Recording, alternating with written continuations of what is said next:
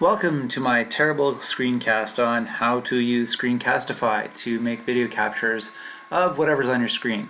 So to start off with, you're going to want to go to that link that I've got up here on the screen, bit.ly/Screencastify. I'll also post the link in our Google Doc with some of these supports. So the first thing you're going to want to do when you open Screencastify in the Chrome Web Store is click on the Add to Chrome button, and then read the permissions and click on Add Extension. It'll take a few moments to check and install, and you can see that progress happening in the bottom left corner. My house is really slow right now because my son is playing Fortnite and I'm far away from our router. When it's done installing, you'll see a little pop-up letting you know that it's been installed. You can go ahead and close that. I'm just going to open a new tab with CBC Kids news on it so that I have something to record.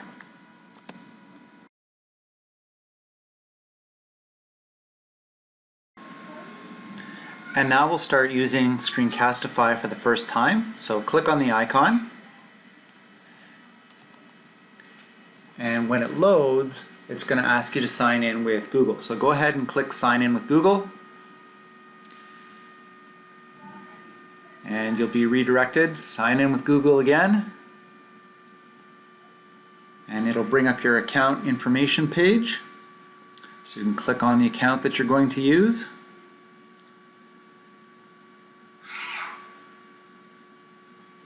And then you'll want to read the permissions and click Allow.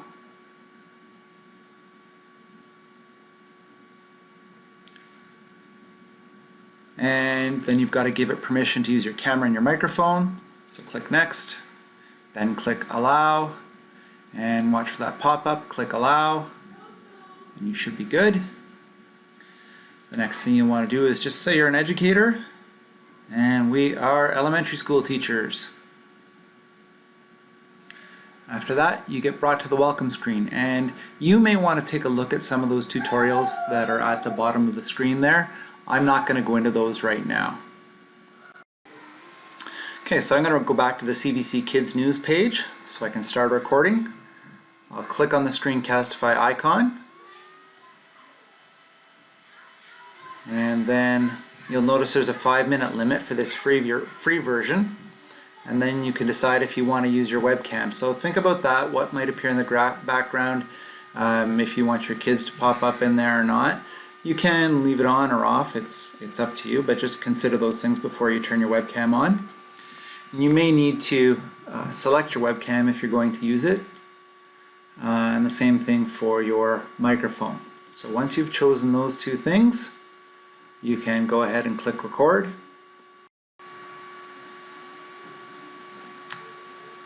And you'll see your webcam, if you've chosen to use that, pop up in the bottom right corner. And then you can adjust it as necessary.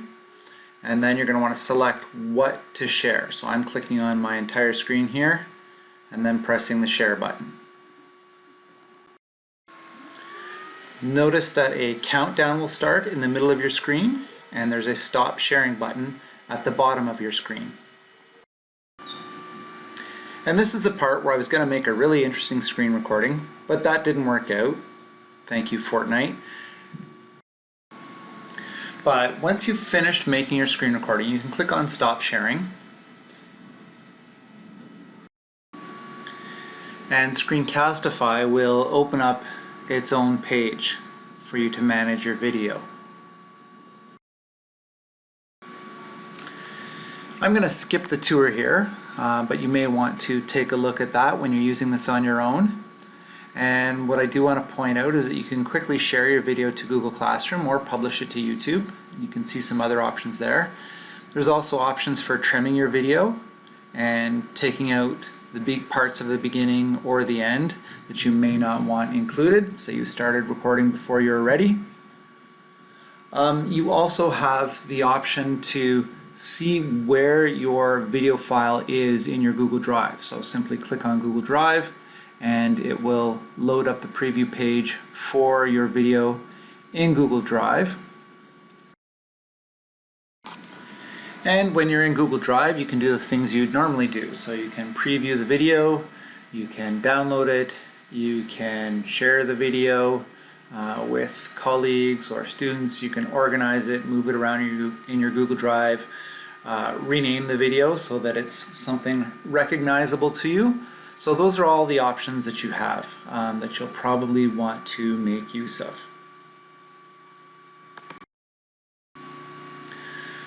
So that's about it for this video.